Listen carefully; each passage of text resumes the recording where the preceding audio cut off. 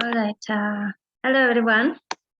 Good afternoon, or for some of you, it might be good morning or good evening, depending on your time zones. I'm Pema, director here at Tushita Meditation Center, and I'm very happy to welcome you all to Tushita from afar for this course, Opening the Heart course.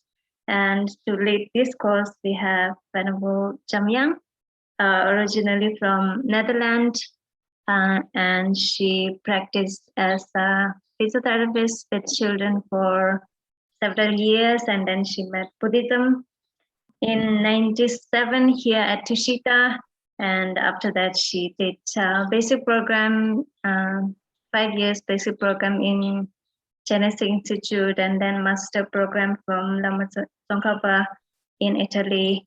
And these days, Venerable is teaching Buddhist philosophy and related meditation in different FPMT centers all around the world. And Tushita is very fortunate to have Venerable as our visiting teacher for past few years. And we thank you so much, Venerable, for accepting to teach this course. Thank you, Venerable.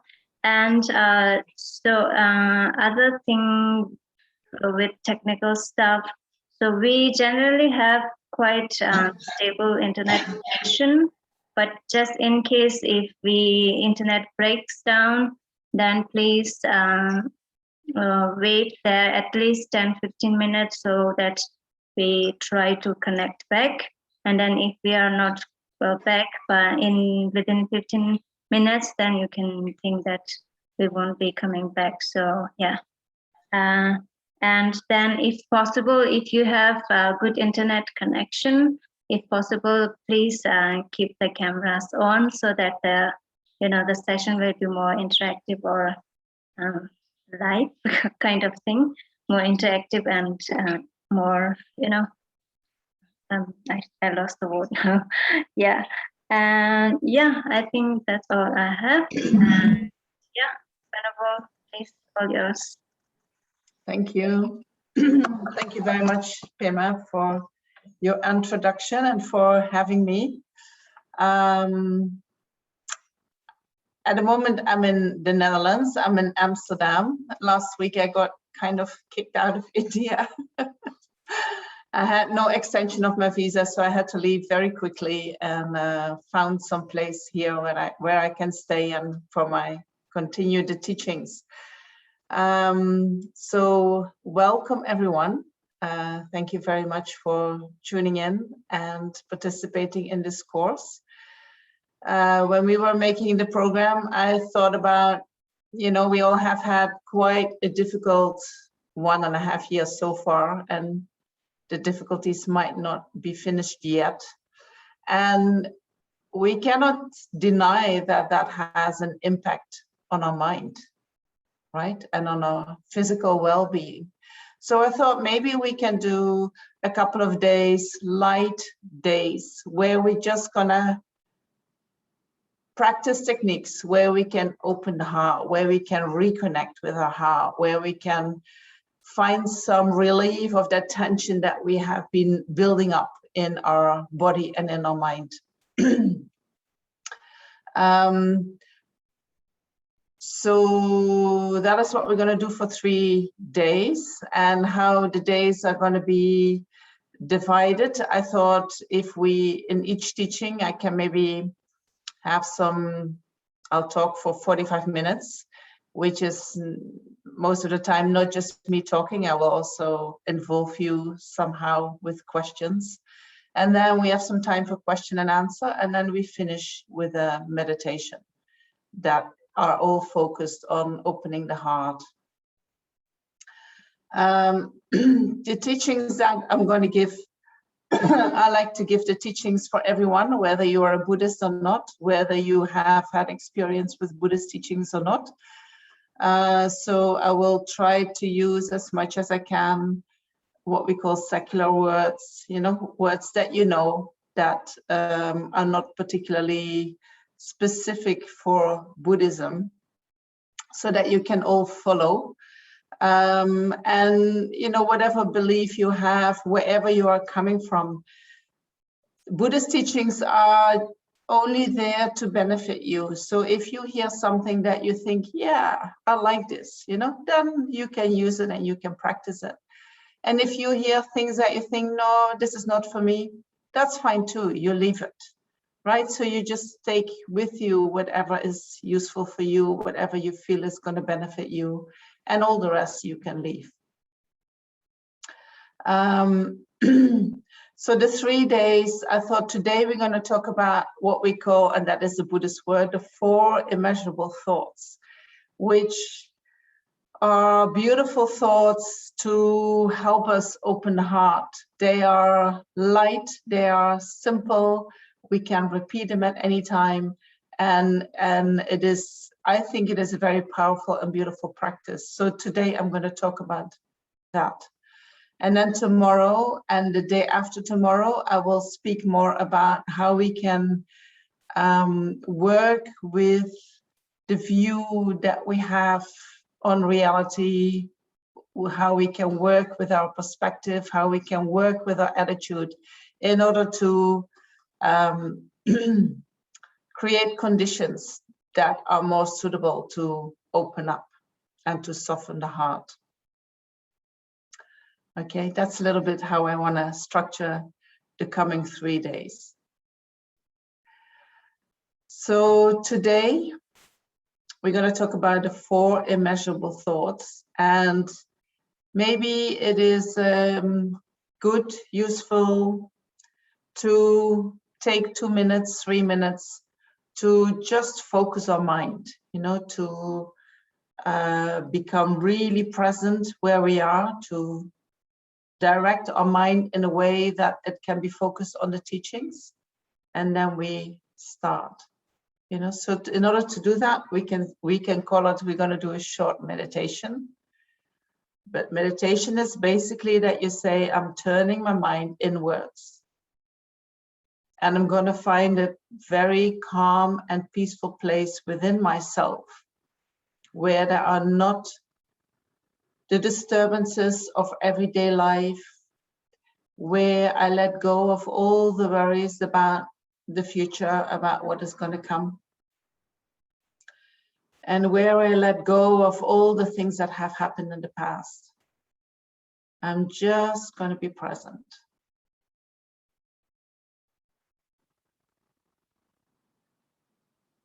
And to be present, you can focus on your body. Your body is always in the present moment. It is never in the future, never in the past. So when we focus the mind on the body, the mind automatically comes to the present moment. And when the mind is in the present moment, delusions, disturbing emotions, such as attachment and anger and jealousy, they cannot arise. We are just focused on our experience. What am I feeling? What is happening in my body? With curiosity, with a non-judgmental mind.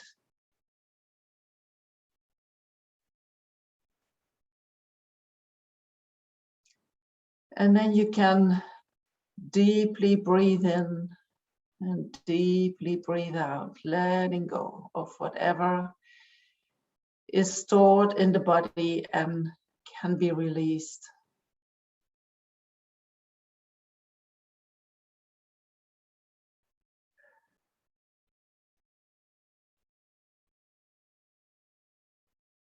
And then you make a strong determination that this coming 1.5 hours, you're going to focus on the teachings, you're going to focus on your own experience, you're going to reflect on the things that are said, and that's it. That's what you're going to use your mind for, your intention for.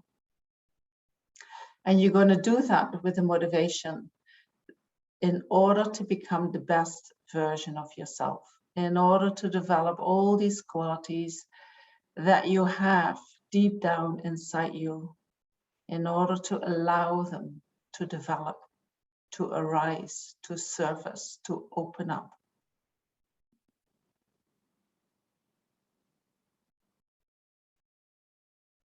So that you become a more easy, pleasant, wonderful person for yourself, but also for everyone that you come in contact with.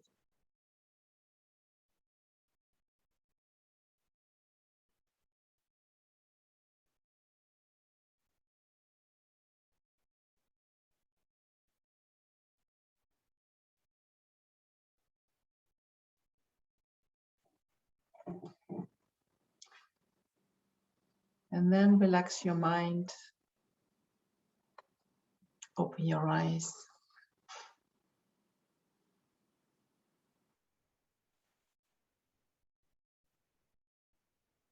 And we can start the teachings. And so I don't know about you, so when I do this, I always think, what happened to me? What happened to me in the last 1.5 years? And what I have been noticing, since this whole Corona crisis and the lockdowns and the restrictions that we had on several levels, and on the way that things have been communicated, what it has done to me, and you have to see if that is true for you too, and maybe other things have happened to you, is that somehow this self-protection, my self-preservation got triggered, so I was more focused on making sure that I'm safe, making sure that I'm doing the right thing, making sure that all focused on me, all focused on protection, all focused on how can I get out of this in the best way. You recognize that? Is that what happened to you? You can say yes, then I can see if and if you say no, for me, not at all, that's fine too. So when that happens, we become more self-centered, right?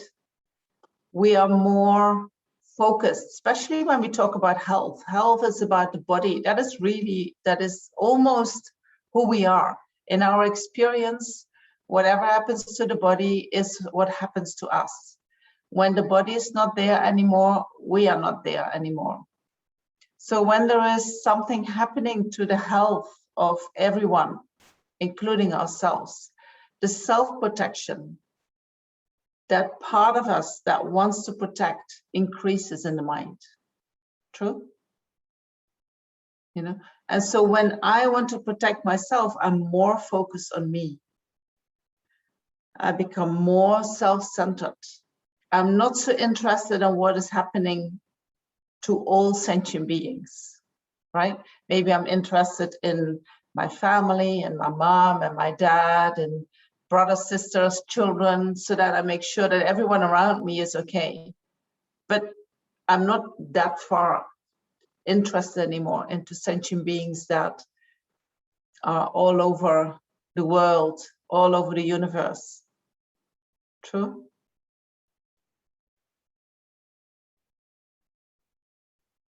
We haven't even thought about that.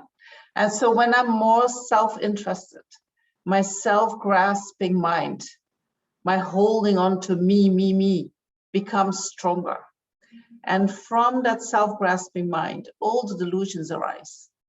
Our fear, our anger, our attachment, jealousy. And so maybe you have found yourself that you are easier agitated, you are more short-tempered. Maybe you feel that you're actually more clear about your priorities, that you feel like, oh, this is more important for me, and this, I'm not going to give that any more attention. Maybe you feel that your mind is more disturbed. Maybe you're more confused. Maybe you notice that you are less concentrated. right? All these things, if they have happened, they are all related to your self-grasping mind, your self-centeredness, which has been increasing over the last year. This is what I think. If it's not true, please put it in the chat. I want to hear it. Having this situation also brings up a lot of unpleasant feelings. So there is less space for pleasant feelings. Pleasant feelings normally come with a feeling of relaxation, while unpleasant feelings come with tension. Right? Unpleasant feelings, we don't want to feel them. So then there is more aversion in the mind.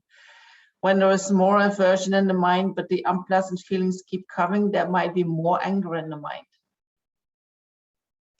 They all start to arise naturally. It's not that we are doing anything,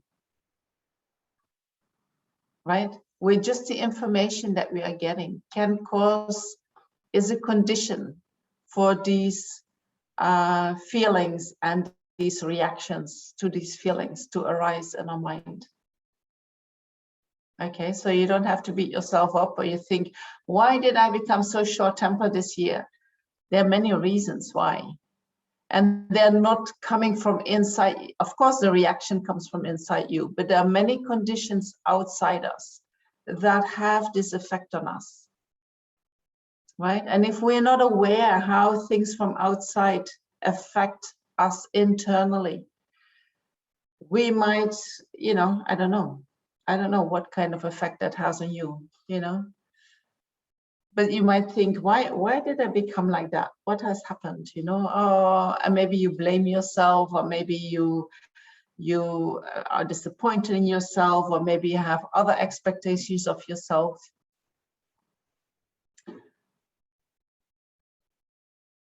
And so someone says, I have become more self-centered. So that is an observation that you have done, but you also have become more aware of the suffering of others.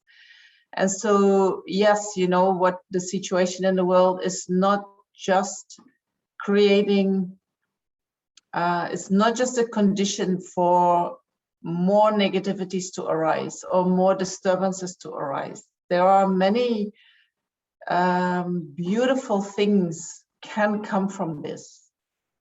Right? We become more aware of the suffering of others. We become more aware that we are not living in a very small world, but that the world is very big, and how things that happen here can influence the whole world. It can go over the whole world, right? So that, and I don't know, for me, positive things that have happened is that because of the lockdown, there is more time. So you can slow down, you can de-stress, you can connect with other aspects in yourself, you can look at certain things that you haven't been able to do for so many years because there was never time, you know, so there are positive effects as well. But for this course, I'm going to focus on, you know, that self-grasping, but what I would like to do is that we're going to do the opposite, that we can open up again.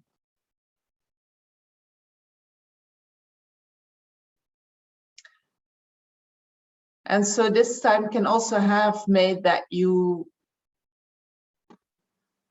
care more about yourself. Is that what you're saying? I feel I care about myself more than I ever did. So you can become more aware of what is going on inside you if your world has become limited. And there is a good aspect in it, that you become aware that, oh, I actually have these needs and I never had time to attend to these needs. And now there is a lot of time to do this. And so I'm caring, but it is all about me, you know. So if you find yourself in that situation, you can also try to think that there is nothing wrong with caring about yourself. You can, for instance, do that with the motivation so that you can also care about others. Or you can do it with the motivation that you would like to care about others in the way that you care about yourself, you know, so that you don't keep it just for you and not for others.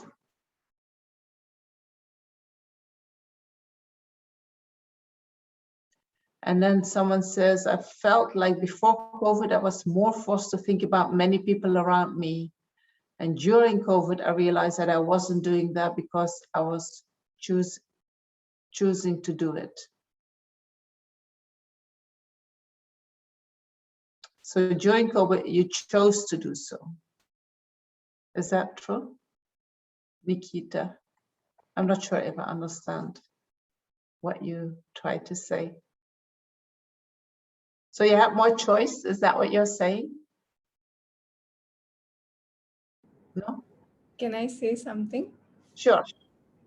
So I felt like since in school also and even in college, I was always a person who used to care a lot about what people thought and what, like, I would change my actions because the other person shouldn't feel that, you know, because of me, they are having to face a situation that's uncomfortable for them. So I feel like it was more coming from a place of, I guess, fear of not being accepted for who I Mm-hmm. was. Mm-hmm.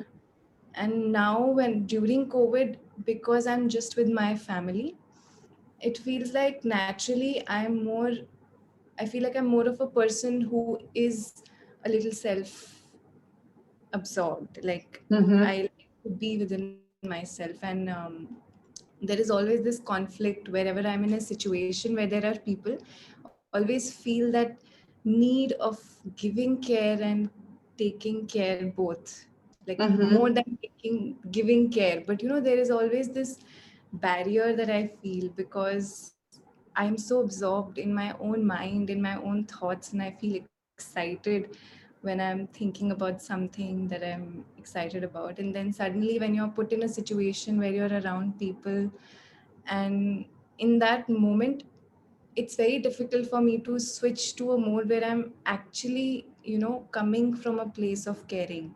Mm-hmm. It becomes more like a obligation, even if in the moment I feel like for a few minutes it's coming naturally, but Mm-hmm. after those few minutes it feels like it's stretching because it feels like an obligation. Yes, yes, yes. So you have a kind of a need to have your own space and be in your own Yeah, mind and I process things also on have your a own. need to give Right. care Yes, and to build relationships with people that are, because, and it feels yes, like creating relationships with people is so uh, like exhausting at times because yes. it's But this becomes a little bit your personal thing, conflict. isn't it? It's like I think the COVID period can have made us more aware of these kind of tendencies that we have, you know, Yes, and yes. it has given you some space where you have discovered other aspects in yourself that it sounds like you still need to discover them more before you can find the balance back into True. good social contact, right? And so you take your time for that. There is nothing wrong with that. Okay. Yeah, maybe yeah, sure. Okay. Let me continue a little bit. Having all these feelings arising of agitation, frustration, aversion, protection, your mind gets more closed, you become more you become more self-centered. Maybe you feel you're closing your heart. Do people feel that you have been closing your heart? Right? Little bit, not so much. Anyway, when you feel that, it's like, what is the antidote to that? What is the antidote to fear? To living in fear? What is the antidote to living with agitation? What is the antidote to living with anger? What needs to be in the mind that all these negative feelings disappear? Let me see if someone comes with the words. What is the magic word? What is opening the heart? Love, love, love, love, loving kindness, trust, compassion. Let's start with loving kindness. Loving kindness can include compassion, can include gratitude, can include peace, right? But love when we feel loved, when we love, the heart starts to open up. And all these feelings of agitation, of aversion, of not liking, they all melt away. True? When the heart opens up, we become an possible.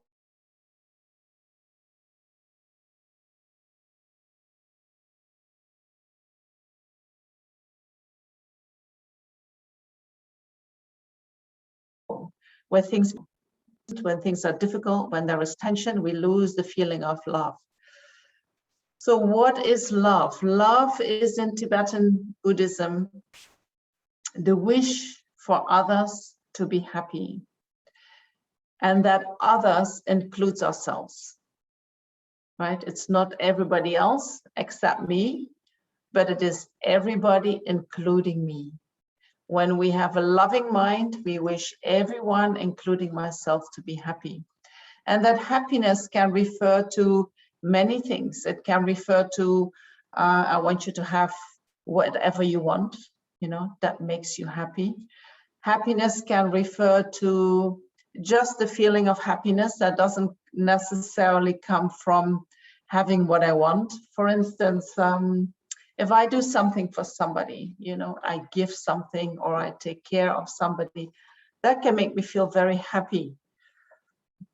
That is also a happy feeling. That is a happy feeling that comes with creating positive actions. When I have a positive mind, also I feel happy. That is also a type of happiness. Then there is a type of happiness in Buddhism where we are totally free of all suffering, not just the suffering of pain, but also the dissatisfaction that we experience, the unhappiness that comes with deep-seated beliefs, the unhappiness that comes from our conditioning. When we are free of all that, there is the freedom of all that also comes with a feeling of happiness. So when I wish sentient beings to be happy, that can include all these types of happiness, right? So that is what love refers to. I wish you to be happy. I wish you to be happy. I think, what's his name? This Buddhist actor, oh my gosh, Richard Gere. He said, every person I meet, I think, I wish you to be happy. I wish you to be happy. That is one of his practices.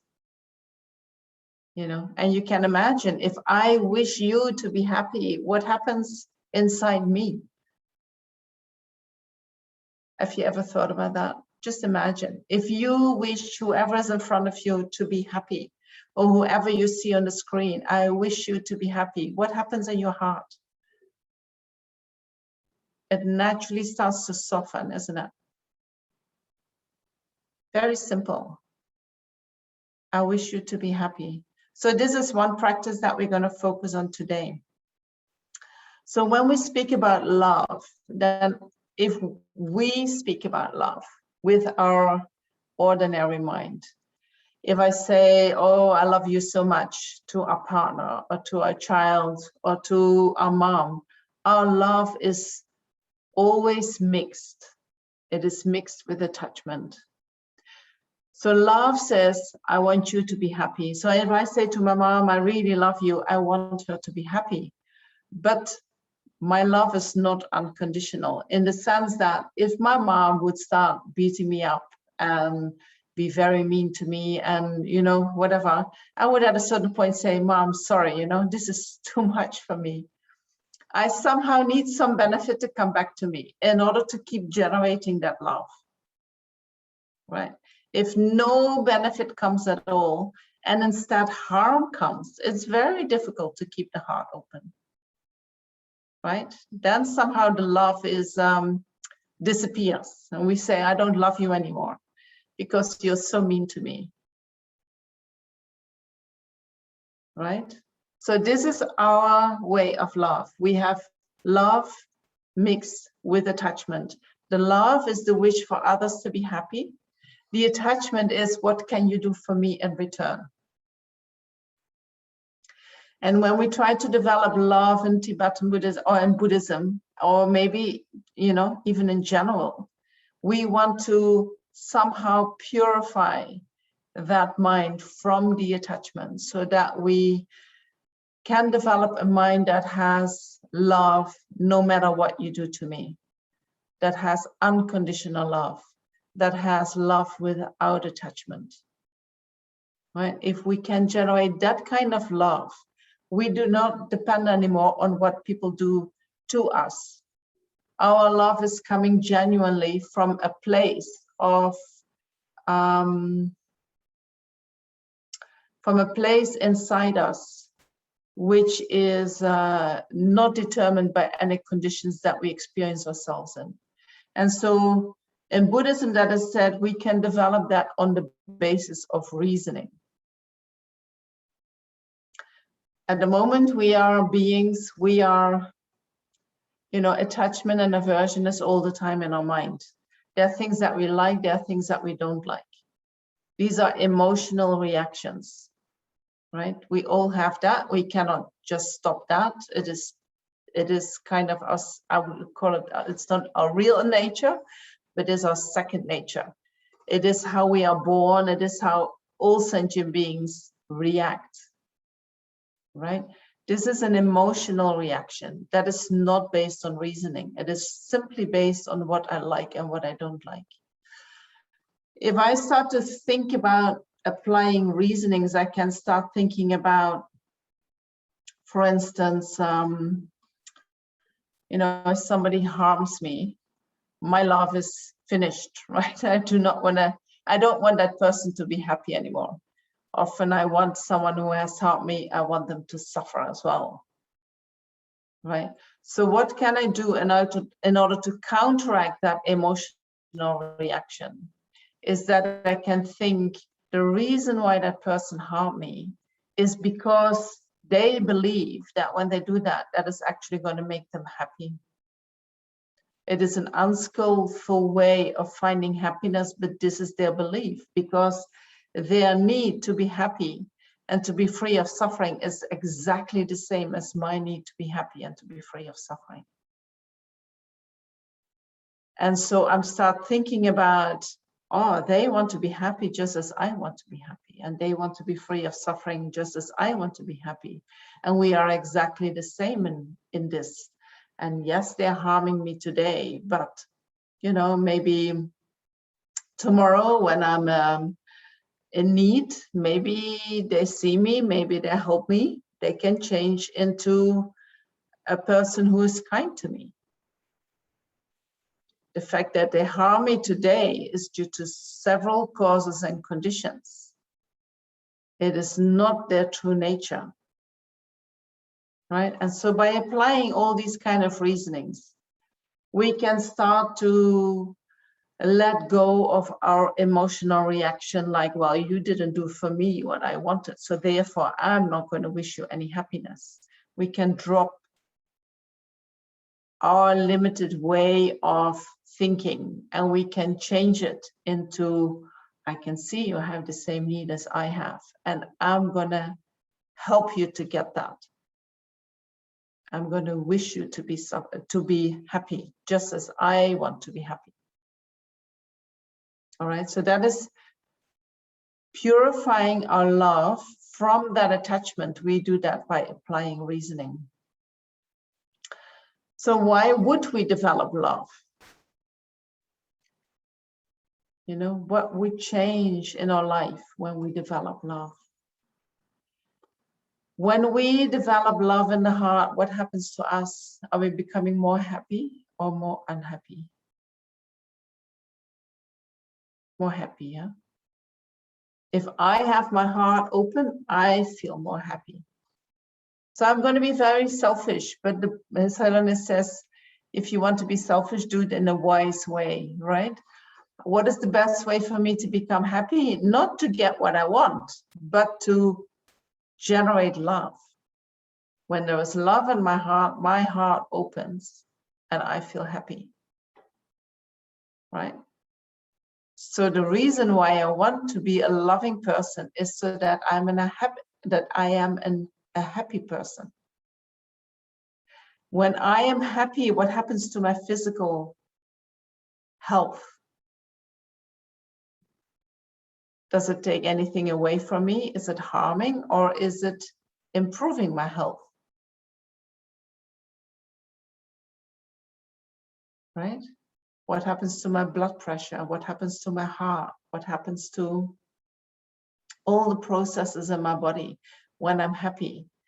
You know, when we fall in love, and of course, love is, when we fall in love, there is also a lot of attachment, but when the love is there, our body suddenly is capable of doing so many more things than when we're not in love, when we are depressed, right? We suddenly can walk very far, and we can run, and we can, suddenly the body starts doing things that we thought, oh, I didn't know that I could do all that, right? That's because of the love. That's because of something is happening in the body when love is there. Everything becomes more easy, Nikita says. Yes, the health improves. And we know that when we are jealous, when we are angry, we can see people around us, right, who suffer a lot from these delusions. We can see their health, what happens to them. Someone who has a lot of disturbing emotions, they do not have, you know, they're not walking around happy, right? Everything gets blocked, gets stuck. So you can imagine when my body does this, the processes that happen inside, they also don't go well, right? They also get blocked. Toxins start to stagnate. They cannot be eliminated anymore. New oxygen cannot come in. You know, all the normal healthy processes, they just can't function when we have a lot of disturbing emotions in the mind. So when we feel more love, how do other people, how do they relate to us when we are more loving? Would they love us more? Or would they think, oh no, that's such a loving person, I don't like her? All right, we get more liked by others. And when people like us, when we have a problem, people like to help us. So when we are in need, others are there for us. When we need protection, others are there for us. We like to protect people that we like, right? We like to help people that we like. We need to be touched by somebody in order to do something for them. And so when do we like somebody? When there was a lot of love coming back from that person. Sometimes, you know, people who have practiced loving kindness their whole life, they get older, they slowly start losing their brains, you know, maybe, and they are very, very old. But the love that is there makes that, you know, sometimes you hear stories from nurses, they say, we all like to go to that person. We just like to be with that person. We don't know why, but we just like to be there. Right? This is the love that has been generated again and again and again. So even when we cannot ask for help, even when everything starts to function in our body, due to that practice of loving kindness, we will automatically attract people who take care of us. You know, I would say, if you want to have a very good old age, you know, then you have to practice loving kindness right now. Then you don't have to worry that people are not going to take care of you. They will. Right? Long time ago, we would say, I want to have a lot of children so that I'm sure that when I'm old, they're going to take care of me. So now we can say, I'm going to practice a lot of loving kindness. So when I'm old, I'm sure that people will take care of me. So when we practice loving kindness, you know, it improves our health, but also it improves our sleep. At the end of the day, we can say, I had a good day, right? I'm satisfied with my day. I'm content with my day. I made the best out of it. True. And then when we have a good sleep, we wake up and we feel refreshed. When we have a lot of anger, when we have a lot of negative emotions, you know, we experience them through the day. When we go to bed, we don't feel happy. We don't feel good about ourselves. Right? Maybe we regret what we did. Maybe we feel a bit ashamed of the way we spoke. Then we don't have a good sleep. Then we don't wake up in a refreshed way. And so then when loving kindness is in the heart, what happens to the way we look, the way we shine, the way we come across? What do other people see, you know? Sometimes you see people walking, you just see the light radiating from their skin. You know that they're full of loving kindness, right? You can see it. Oh, that's a kind person, you know? And when you think, wow, that's a kind person, you feel comfortable approaching that person. You're not scared of that person, right? And so when people around you are not scared of you, they relax. And when they relax, they will be more kind, right? So if you start thinking like that, then you can see that if we just practice loving kindness ourselves, how we can have influence on all people around us. When they see us, they will relax. When they are relaxed, they will act differently to whoever they meet, right? And it becomes like this, the wrinkling in the waters. It just starts spreading around.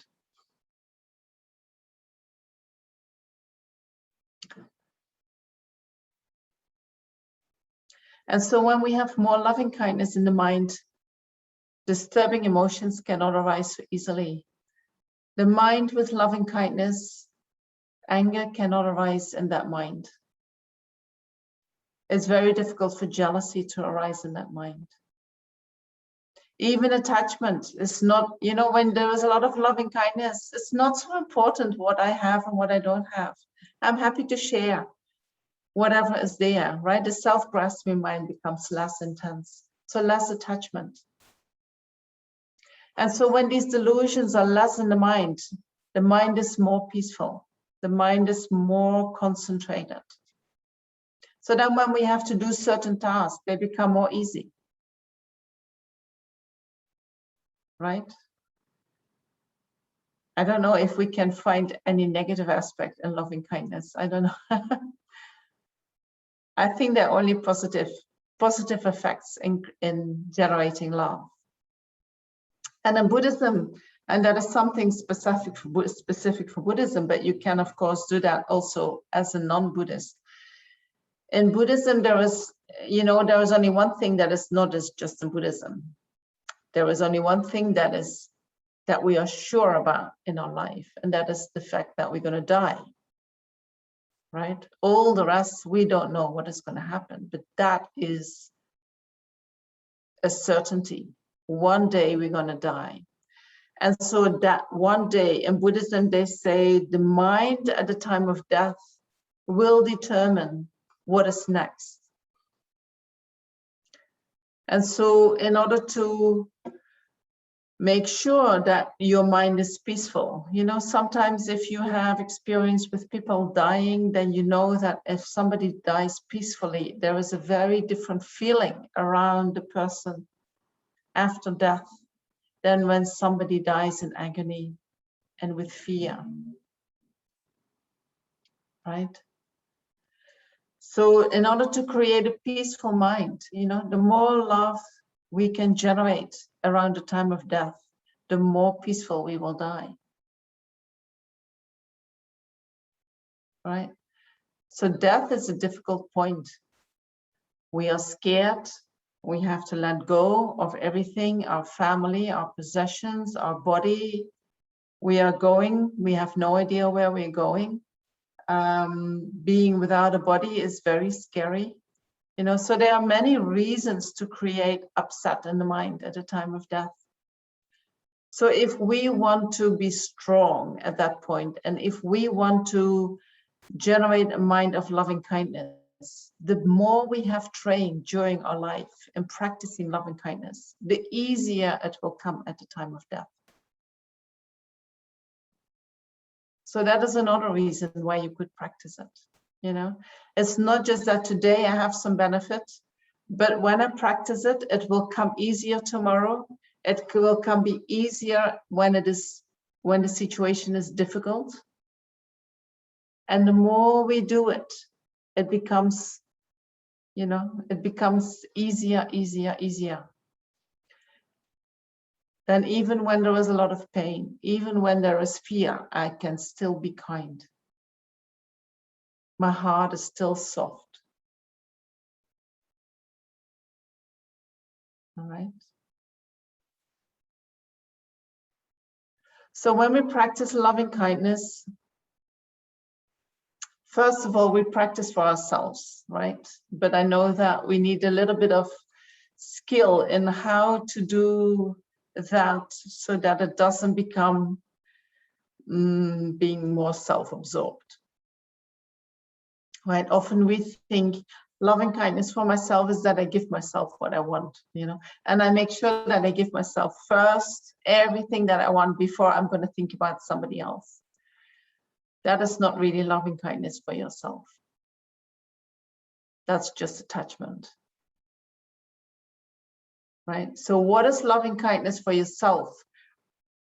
I would say once I did a course on self-compassion, there you can learn what is real love for yourself.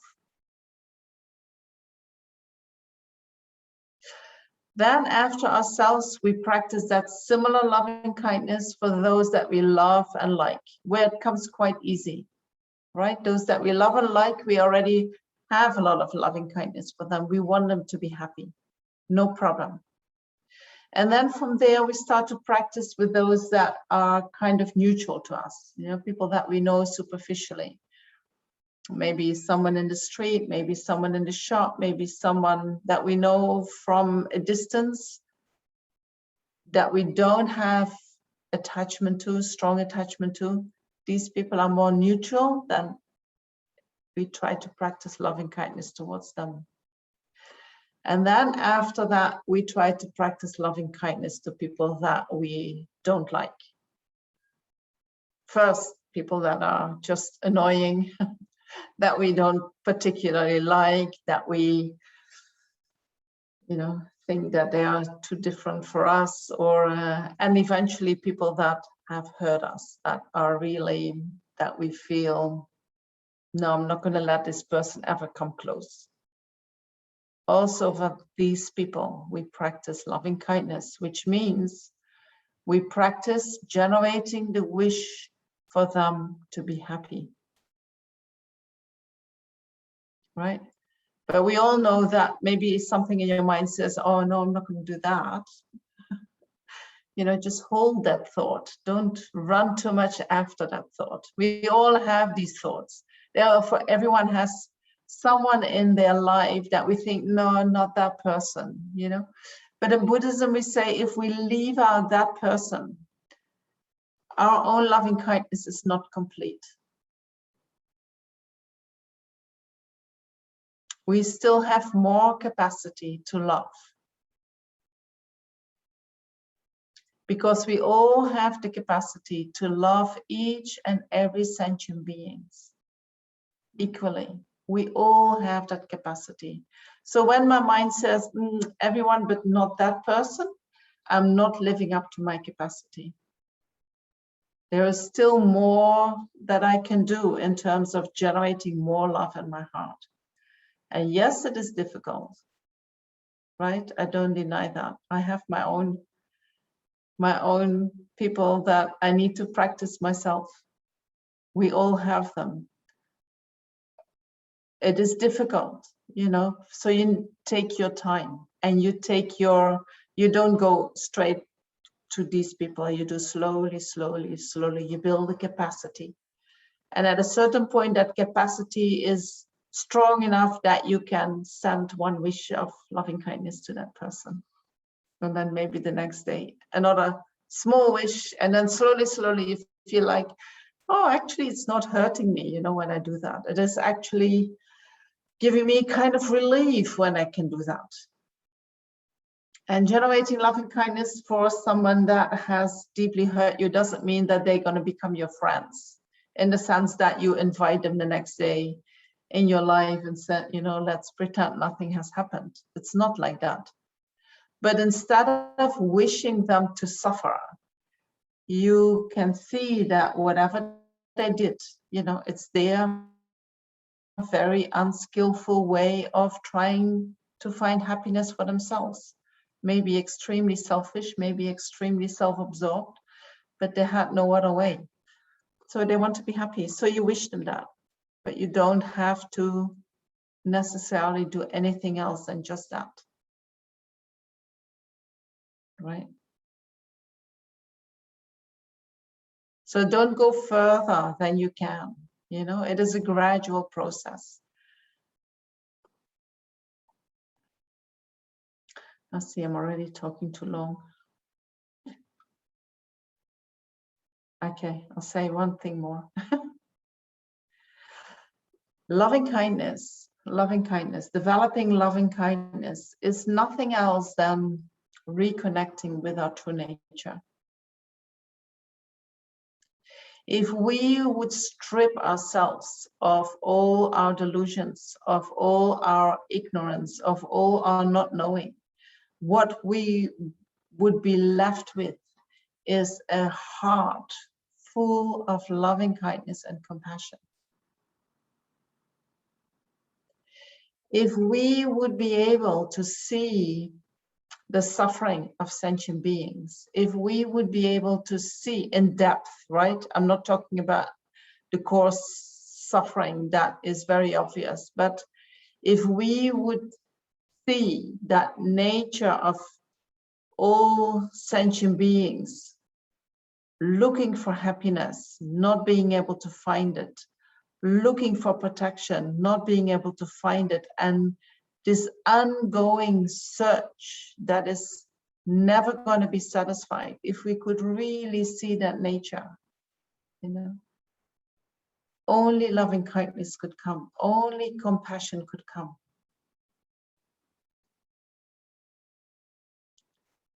Loving kindness and compassion are what we say in Buddhism, they are part of our natural mind.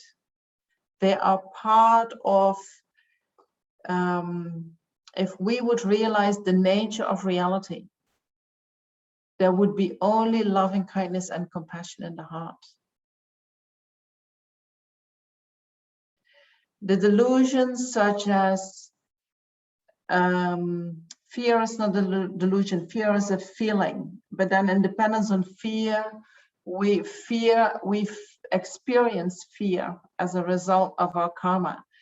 But then due to our ignorance and due to all the delusions that arise in dependence on ignorance, we have learned that maybe, you know, oh, I'm just an angry person, or I'm an impatient person, or I'm just very greedy, or, but this is not our true nature. It's not. It's something that we have been conditioned to. Due to conditions, we have become like that. And so when we start living up to our true nature, you know, everything becomes so much more easy. It is not that we need to learn something that is strange. You know, in the beginning, it might feel strange because we have been moved away, so far away from it. But the more you do it, the more you feel like, wow, this is actually who I am. This is so much more who I am than anything else. Right? That is love, compassion. So the only thing what we are doing when we practice loving kindness and compassion is that we reconnect with our nature. We restore something that we lost. And maybe we were never fully connected, but I'm sure that you all have felt that connection in your life. And then due to conditions, we lose it. And so this is an opportunity to say, oh, I lost that, but I can reconnect. It's not something that has gone, right? It is something that has been covered up. But if we uncover it, it is naturally there. It's not that far away. You know, it's very close to who we are. We just can't see it at the moment, maybe not fully. All right. I had so much more. I might have to do that tomorrow. Do you have any questions? And maybe we can put the questions in the chat, you know? I don't know. Because there are quite many people, right? How do we know the true nature is loving and compassionate? So one time a teacher gave me this answer, and for me that I'm still puzzled by that, you know, and it for me that works. So I just pass that on to you. So he said, we can think, oh, anger is my true nature, of loving kindness is my true nature. How do I know which one is the real true nature? So they said, if something is your true nature, you can generate that 24 hours a day for each and every sentient being. With loving kindness, that is possible. But with anger, it's not possible. You cannot be angry 24 hours a day with each and every sentient being. Impossible. But you can generate loving kindness for each and every sentient being 24 hours a day. So therefore, that is your true nature.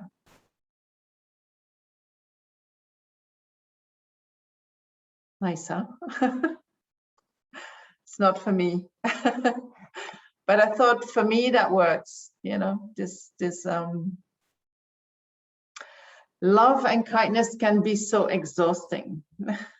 Then I wonder if that is you really tapping into loving kindness, and I wonder what is your motivation for generating loving kindness? Because if you tap into real loving kindness, you are tapping into an inexhaustible source of energy.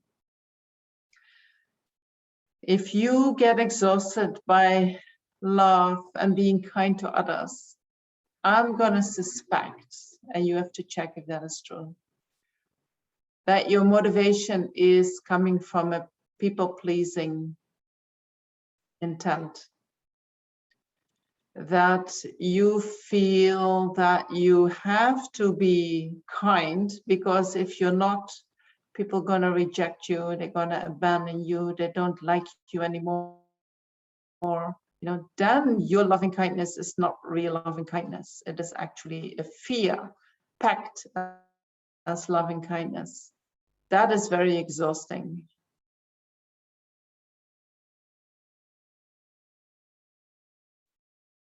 Does that make sense?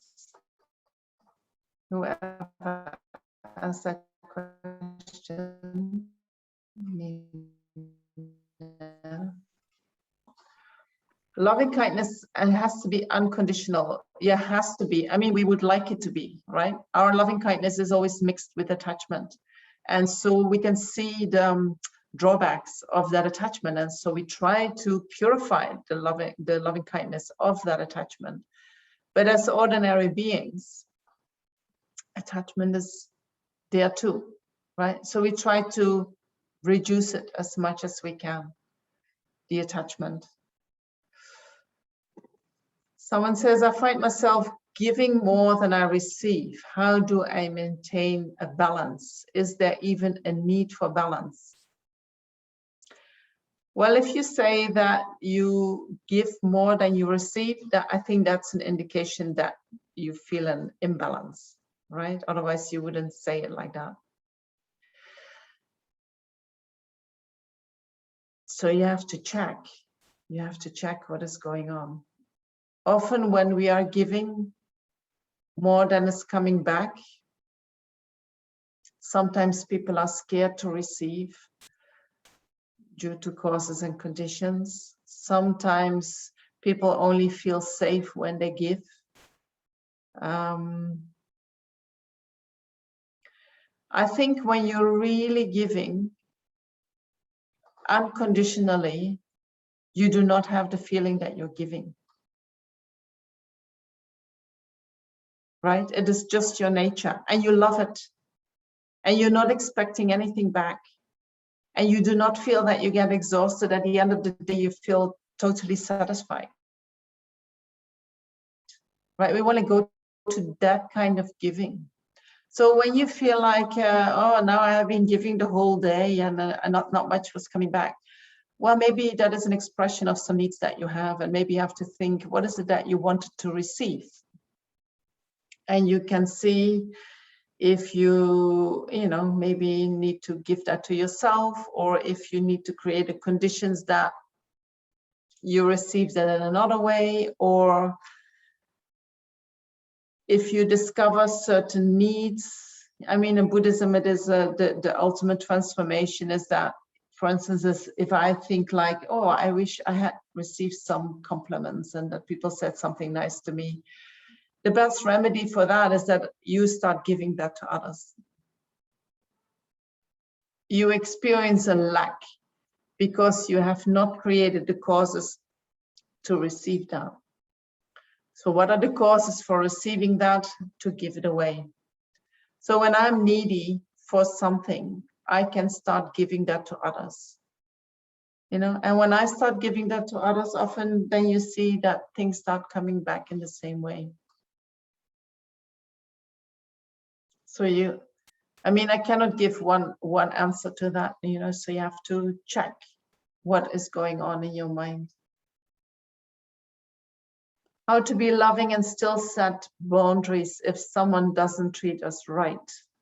Yes. So there is a difference between mentally loving and what you're doing physically.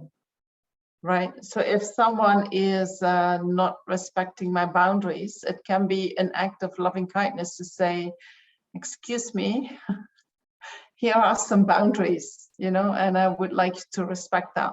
That it can be an act of loving kindness, teaching that other person how to do that, how to treat you with loving kindness. And you can say that with loving kindness, seeing that you help that person, not just in this situation, but also in more situations. If someone cannot hear that, it can be an act of loving kindness and say, sorry, but I cannot meet you in person. Maybe we can do it on the phone. If somebody doesn't respect your boundaries there, then maybe that is too much too for them, right? And for you might need to learn how to say that in a skillful way. But there are situations that people cannot hear it, that people have no education, emotional education about boundaries, and they just cannot keep boundaries. And then sometimes you just cannot see these people, But then in your heart, you never abandon them. You never say, oh, I'm never going to think nice about you. In your heart, you're going to wish them all the happiness that they want. And in your heart, you're going to wish them that they might learn how to respect boundaries in a way that they can have contact with everything that they want. or everyone that they want.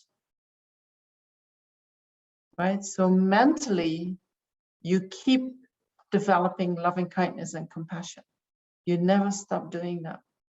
But physically, you can say, sorry, it doesn't work for me.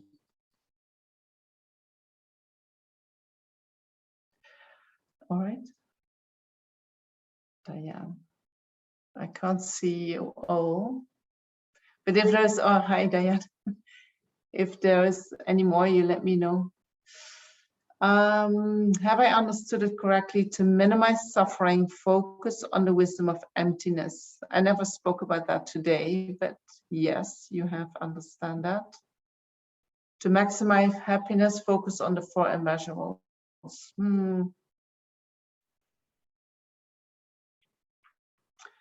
We have more methods than the 4 immeasurables, you know, but the 4 immeasurables is a very good start for generating causes for happiness. Even developing, I mean, yes, we say that a wisdom realizing emptiness eliminates all suffering. That's true. So even meditating on emptiness, when we eliminate suffering, we become more happy, right? When we eliminate suffering by meditating on emptiness, what we are doing is we are reducing the workings of the emotion, of the disturbing emotions. The delusions start to subside. They have less power. So that means we have more freedom in the mind, and that freedom, when we experience that freedom, we can feel the joy and the happiness of being free from all suffering. That happiness and joy that is naturally in our mind starts to surface, you know. So I would not 100% agree with you. In a way, you are right, you know, but I think the wisdom of emptiness also generates a lot of happiness, and by eliminating the suffering, that's true.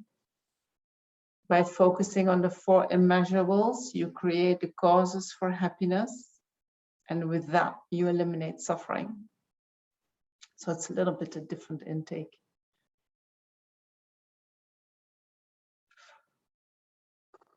I'll do one more question, and then, or maybe 2.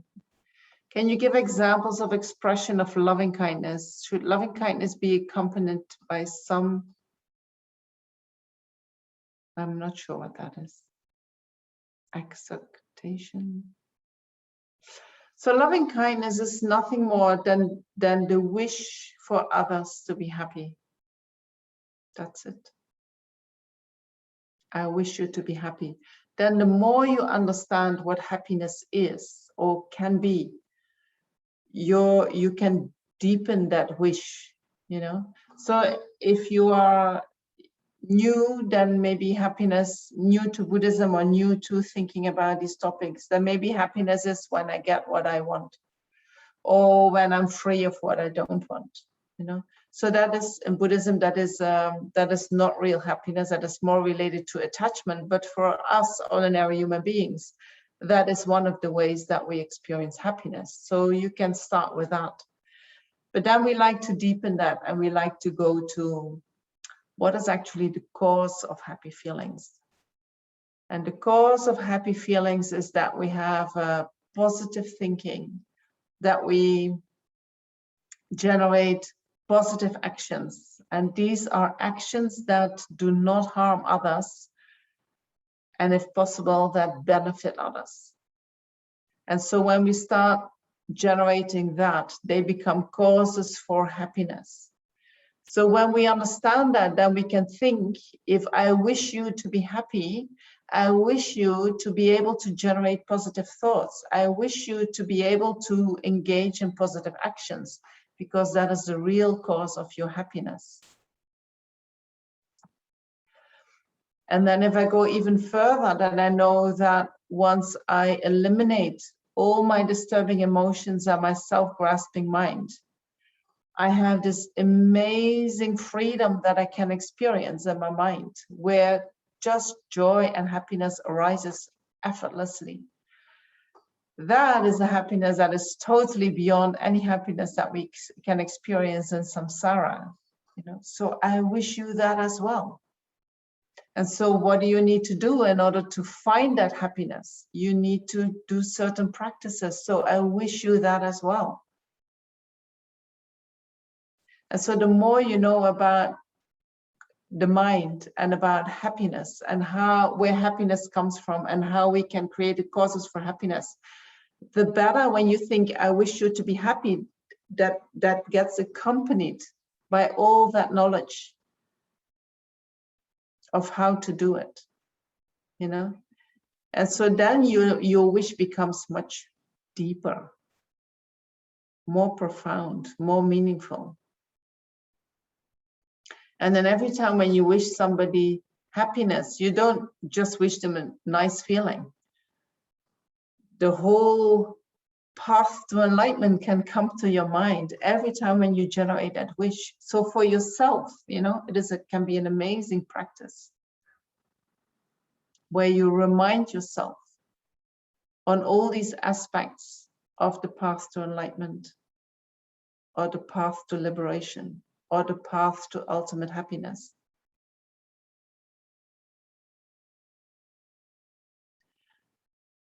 I'll do one more before we do the meditation. And I will keep your questions for tomorrow, right? The questions that I can't get to today. And then I'll see if I can incorporate that in the teaching tomorrow. How can we ensure and differentiate if the love and kindness shown to us or shown by us is coming from a place of selfless love and not for pleasing others? If we show love and kindness, the world will think, oh, how good person she is. But that is not true love and kindness. Well, when the world thinks, oh, what a wonderful person, that doesn't say anything about where you're coming from. Right? But you need to check where you are coming from. So if we are coming from first of all, we all have a mixture of attachment and loving kindness when we practice, right? Because unless you have realized emptiness, we will always have some attachment arising in the mind. So don't beat yourself up, or you don't have unconditional loving kindness. There's no need to do that. We all our loving kindness is not unconditional, but we can practice to make it more unconditional, right? That's all. So how do we know whether what I'm doing is pleasing others or not? That can be a journey, to discover that. It has been my journey. I was very much a people pleaser when I was 20 years ago. And my spiritual journey has a lot. I know that my teacher said in the beginning, it's all about motivation. It's all about motivation. And I thought, oh, but my motivation is good. I want others to be happy. And I always come from that place. And, I was a total people pleaser. I had no idea what was behind that. So I thought, what is he talking about? It's just your motivation. But then slowly, you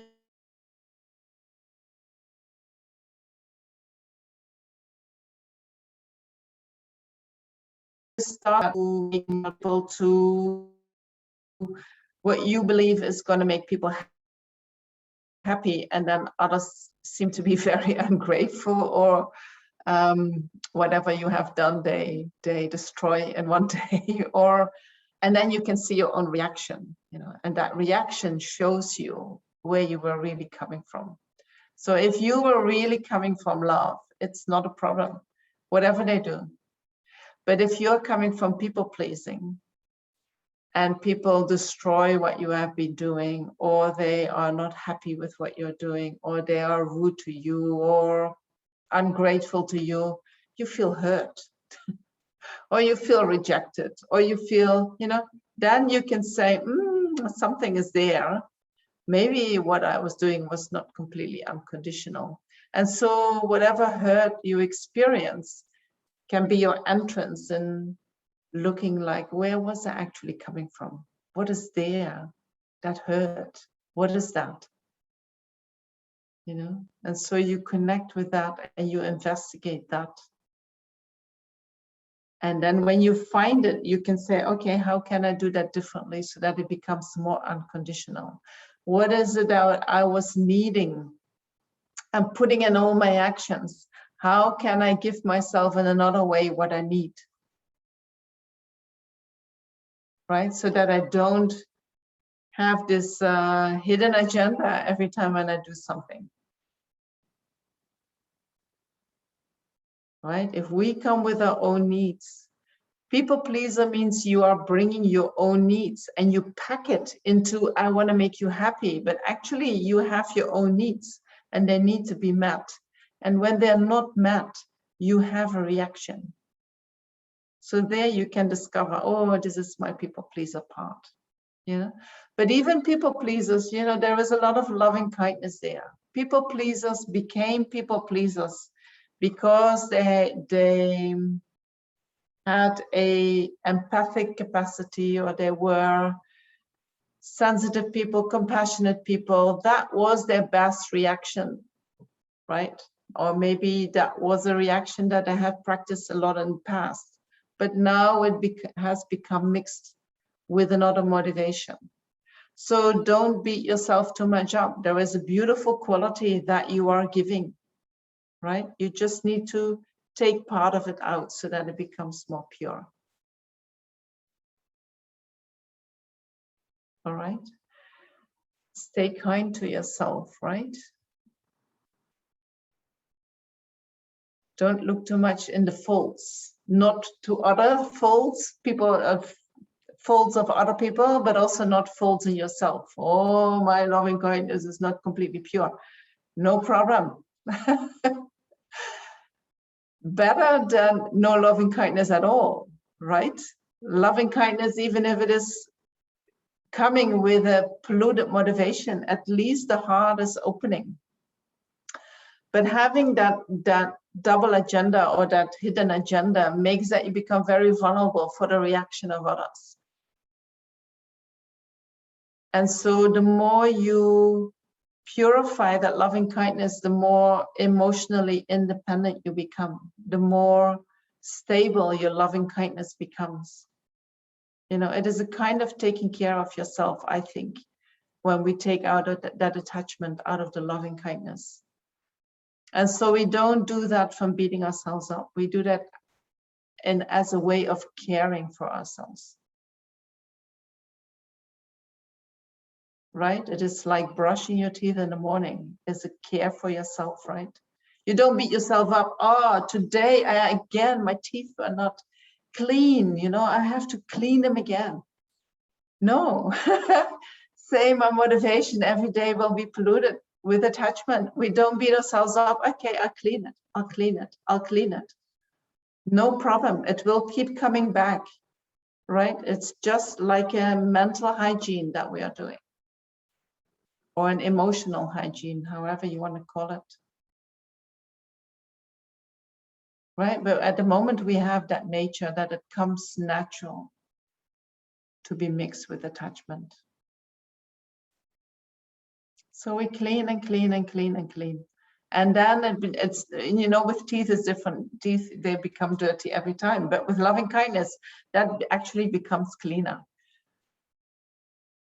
when you clean every day. All right. So I'm going to read your questions later today and try to incorporate them in tomorrow's teaching. And I want to finish today with a meditation on the 4 immeasurable thoughts. And I actually haven't gone a lot in it. I haven't gone into it at all, have I? So the 4 immeasurable thoughts is a very beautiful and powerful way to start developing the mind of loving kindness. And not just loving kindness, but also compassion, and also joy, and also equanimity. But in the end, it all comes down to opening the heart. And so what we are doing with these 4 immeasurable thoughts, we say, may all sentient beings have happiness and the causes of happiness, which is the attitude of love. And then we say, may all sentient beings be free of suffering and the causes of suffering, which is compassion. And then we say, may all sentient beings, how do we say that exactly? Let me have a look. May all sentient beings never be separated from the happiness that is free from suffering. This is what we call joy. But this joy is, and I said that a few times, the happiness that arises in the mind, the joy and happiness that arises in the mind when all the delusions have been removed. That natural state of mind, you know. So that is something that we wish sentient beings. And then we wish sentient beings to abide in equanimity, free from attachment, holding some close, and aversion from keeping others at distance. The mind that holds some people close and others distance is actually that what causes us to close our heart in some situations. That what causes our loving kindness to be so polluted with attachment, that is coming from our lack of equanimity. So when we say, I wish all sentient beings to have a mind of equanimity, we wish them that they can develop a pure loving kindness, an unconditional loving kindness. Right? And so when we practice the 4 immeasurable thoughts, we go through these 4 lines and we contemplate them, and we can contemplate them deeper and deeper and deeper the more knowledge we have about the real meaning of these 4 thoughts. And so in the meditation, I will guide you a little bit on how you can contemplate the 4 thoughts, or in relation to whom you can contemplate the 4 thoughts. All right. And these thoughts, you can do them every day. You can start your morning repeating the 4 thoughts, meditating a little bit on it. But you can also, they're very easy to learn by heart. You know, every time when you go for a walk, or before you eat, or before whenever you feel like you want to repeat them, you can repeat the thoughts in your mind. And every time it will have an influence on your heart. Right? Because they're so powerful. So this is a very easy way to remind yourself again and again, oh, this is actually my nature, you know, oh yeah, my heart feels a little bit like this, but I can just open it up, no problem. All right, so let's do a small meditation together. I might go 10 minutes over time. I hope you don't mind me doing that.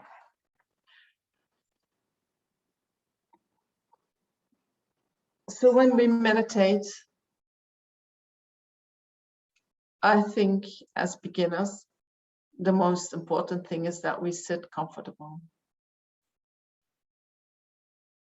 Whether you sit on a chair or the couch or a cushion. If you're an experienced meditator, you might like to go in the posture that you normally use.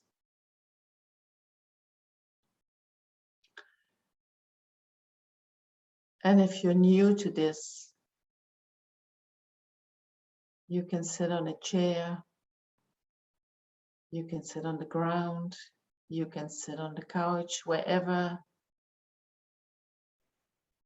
your situation invites you to.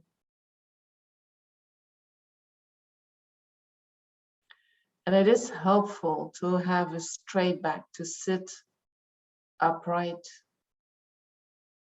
because it helps you to stay more awake. It helps the energies to move through the channels that go through the spine and along the spine. You can close your eyes, not too strong so that it becomes too dark, but just loosely.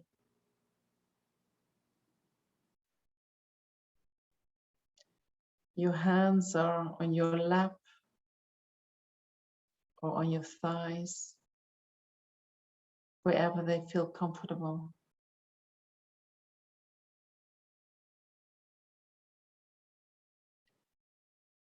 And then you try to let go of all the tension that you still feel in your body. No need to hold on to that.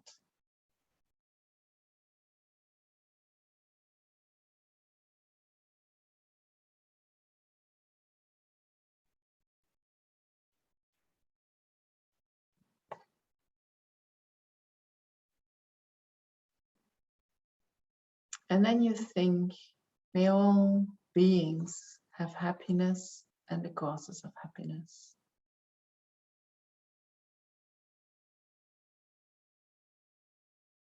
May all beings have happiness and the causes of happiness.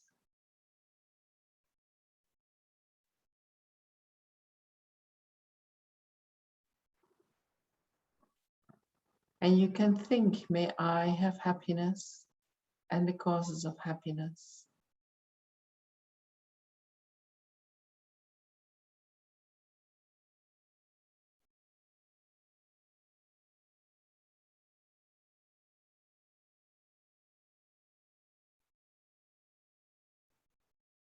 And repeat that a couple of times for yourself in your mind.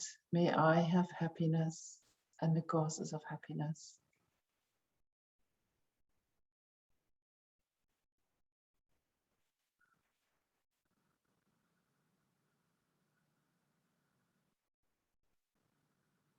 And then think of the beings that you love, people that are close to you, your friends, family. And you can visualize them in front of you while you think, may you be happy. And may you find all the causes for happiness.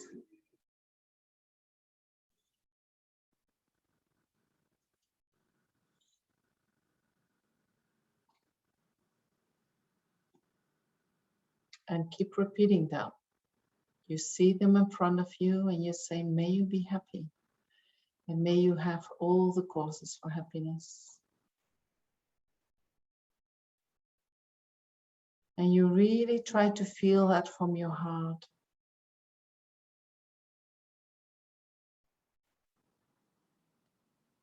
And when you repeat it, you can visualize that the person in front of you feels it in their heart, that your wish is well meant, and they smile.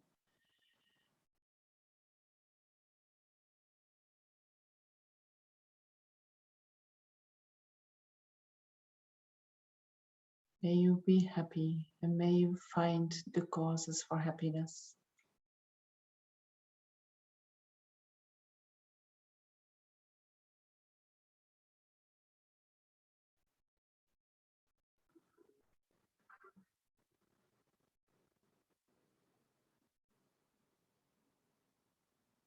And then visualize on a neutral person. Someone that you know, but you don't know them well. They are quite on a distance. Normally, you don't really care about whether they're happy or not. But this time you try to connect with them. And you think, may you be happy. And may you find all the causes for happiness.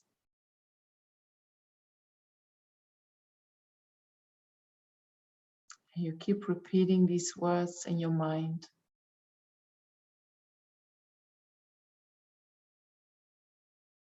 And at a certain point, you see that they smile back at you.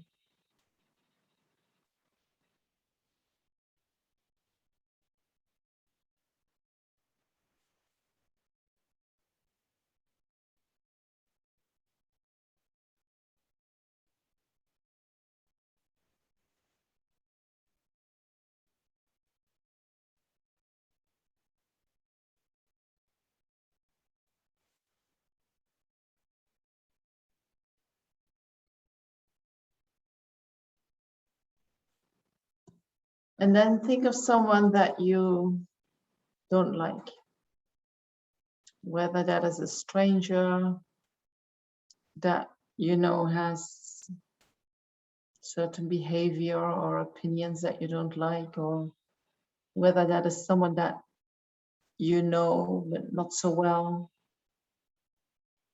The dislike is not that great, but you just don't like them. And so when we don't like someone, we have some kind of aversion. And when we have aversion, it is more difficult to wish them to be happy. But this time you think, while you see that person in front of you, may you be happy.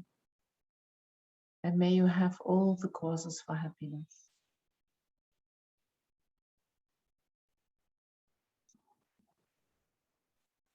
And you repeating these words.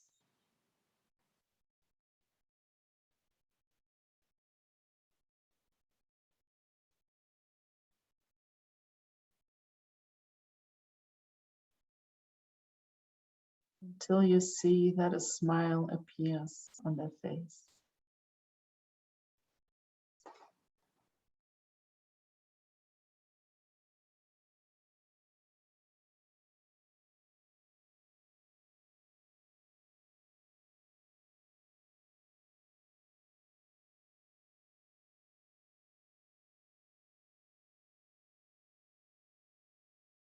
And then observe how you feel during this exercise.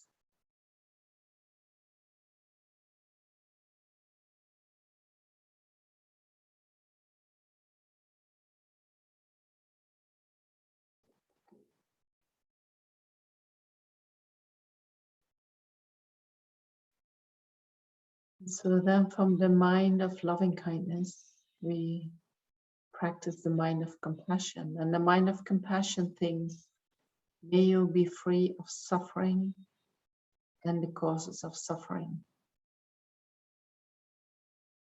And so you think that for yourself first, may I be free of suffering and all the causes of suffering.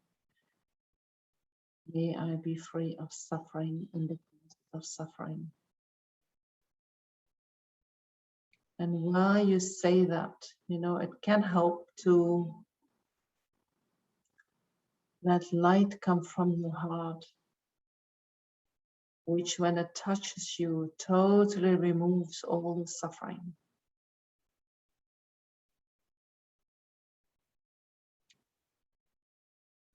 May I be free of suffering and the causes of suffering.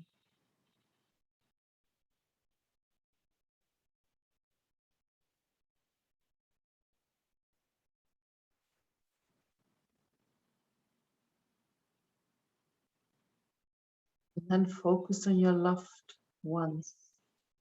Thinking, may you be free of suffering. And all the causes of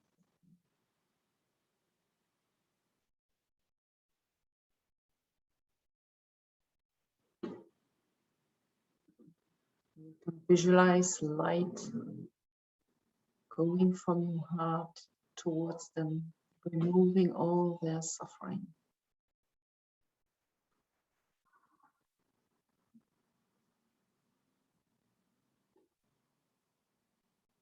May you be free of suffering, the causes of suffering. And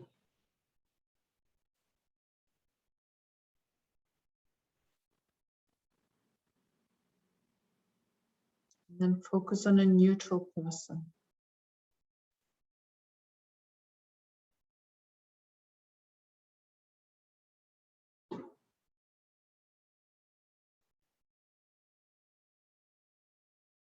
May you be free of suffering and the causes of suffering.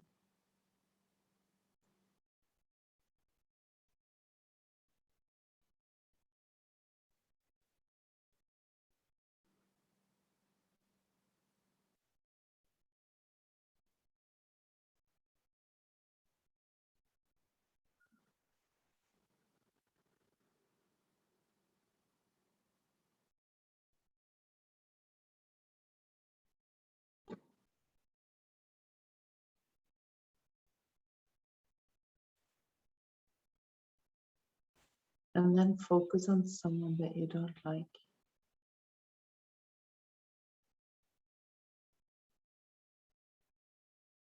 See their suffering,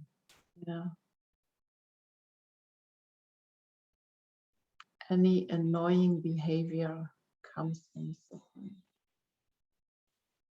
It's an attempt for people to release their suffering. So may you be free of suffering and the causes of suffering.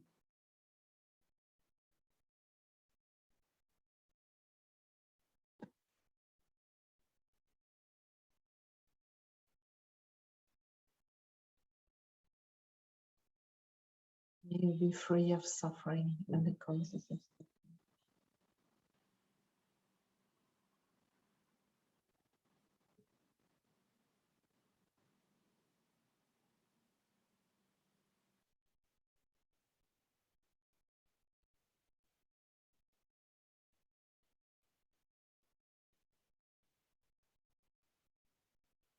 Notice how you feel.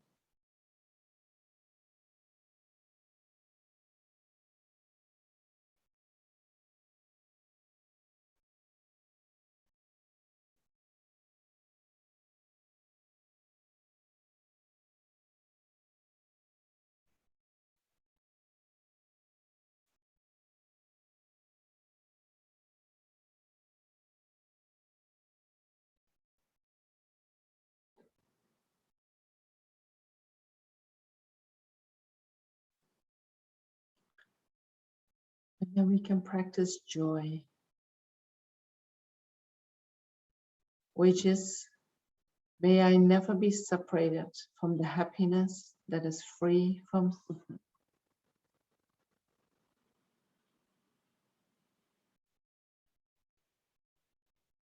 And you repeat that first for yourself. May I never be separated from the happiness that is free from suffering.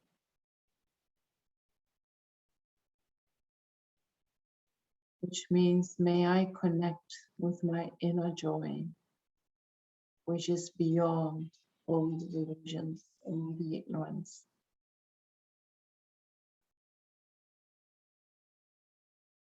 May I never be separated from that.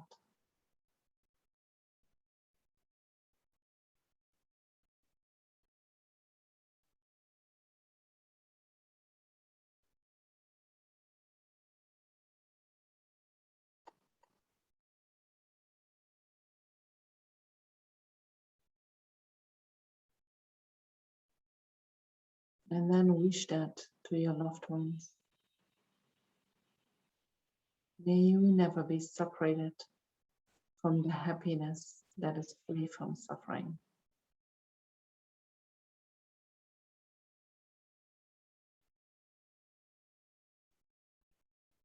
May you never be separated from your inner joy, which is beyond the delusions.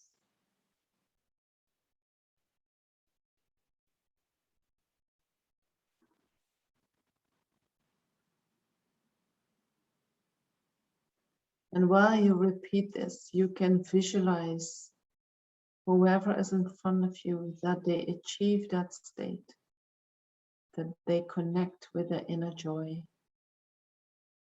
free from all the delusions. And when that happens, when you can visualize that happens, you can feel what that does inside you.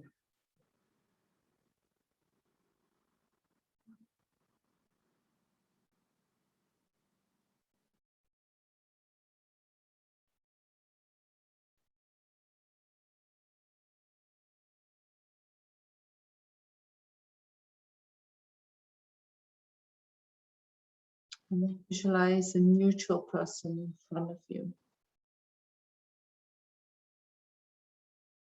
And repeat, may you never be separated from the happiness that is free from suffering. May you be connected with your inner joy that is beyond the delusions.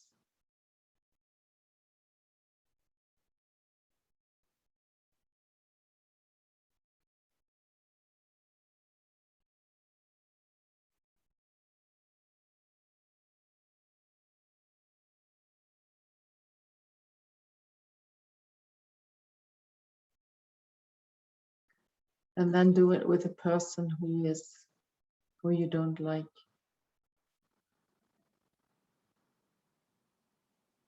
A person from whom you might think, well, they are always like that. They don't have that kind of joy. They're just miserable people. But then if we really understand how the mind works, also miserable people have innate joy. Their delusions are of a particular nature and they're very strong, but they also have inner joy. So while you visualize that person in front of you, think, may you never be separated from the happiness that is free of all suffering. May you be connected with your inner joy.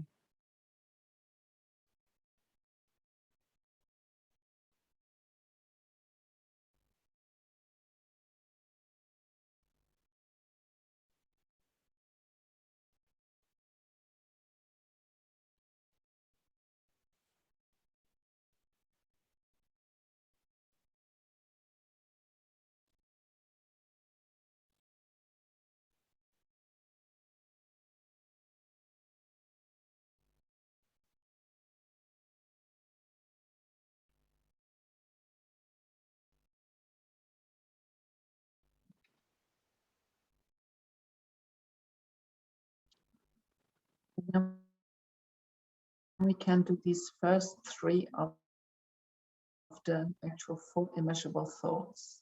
We can project them onto all sentient beings, not just one person in front of you, but you can imagine all sentient beings around you. The people that you love, the people that you don't know, the people that you don't like, they're all there. Nobody is excluded. And then we go through them again by thinking, may all sentient beings, all you around me, have happiness and the causes of happiness.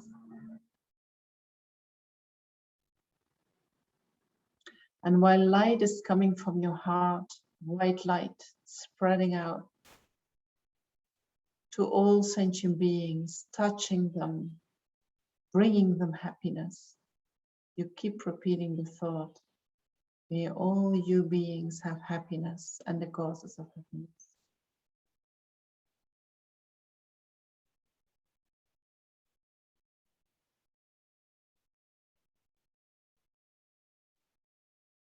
May you all have happiness and the causes of happiness.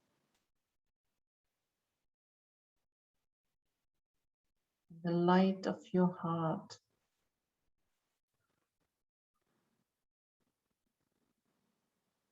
is just lightening them up.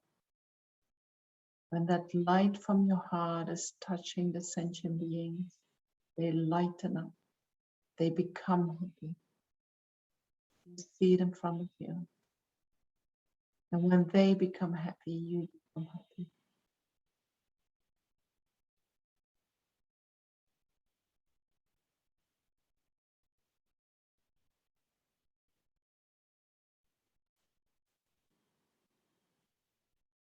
May all sentient beings be free of suffering and the causes of suffering.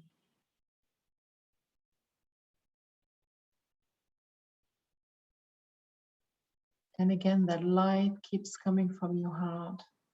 And now when it touches sentient beings, somehow all their suffering is eliminated. You visualize that, and you visualize them to be free of suffering. And when they're free of suffering, they become naturally happy.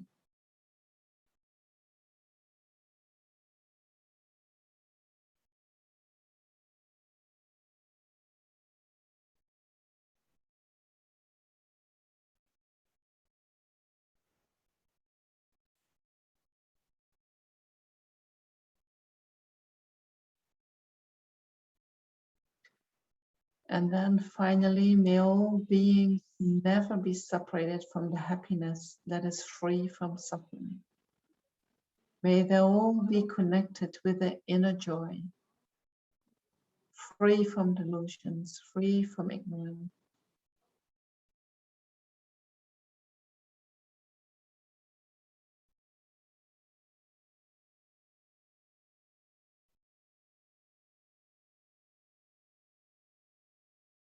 And again, you send that wish on these lights, the rays of light coming from your heart that touch each and every sentient being.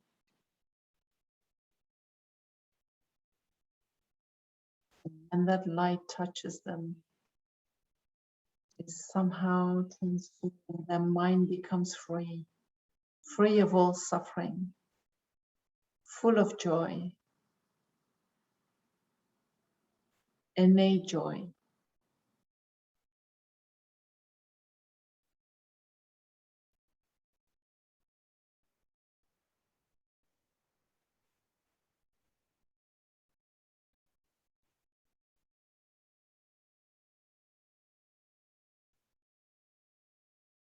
And feel what it does to you.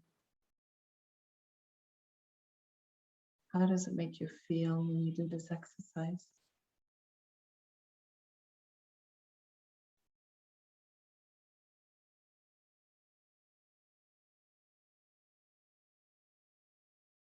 And then we listen that.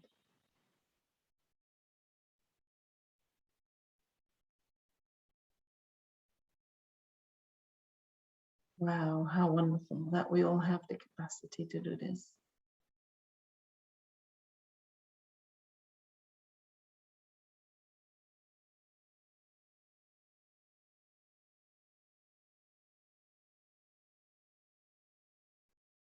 And then we can dedicate all the positive energy that we have gathered by doing this practice. And we can visualize that positive energy in the form of white light that gathers above our head into a ball.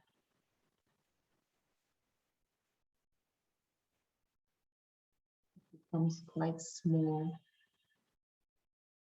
and then sinks into our heart.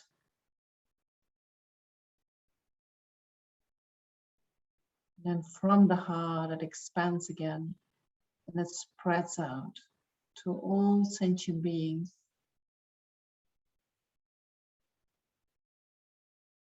touching each and every one of them, giving them all they need, releasing them from all their suffering.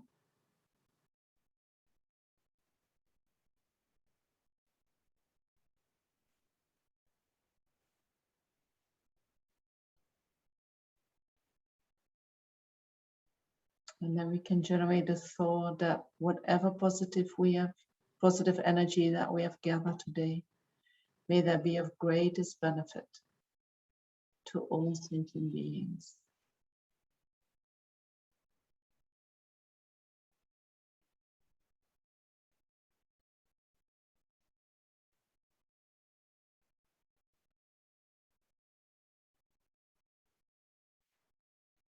And I want to thank you for being here today. I'm sorry it took a little bit longer than intended. I hope you don't mind. At all. And tomorrow we continue. Yeah, same time. Sorry, you go. I was saying it was okay for me to go over time. Yeah. Thank you everyone for joining today, and we see you all tomorrow at the same time, 2 p.m. Indian Standard Time. Thank you. Okay, thank you so much. Thank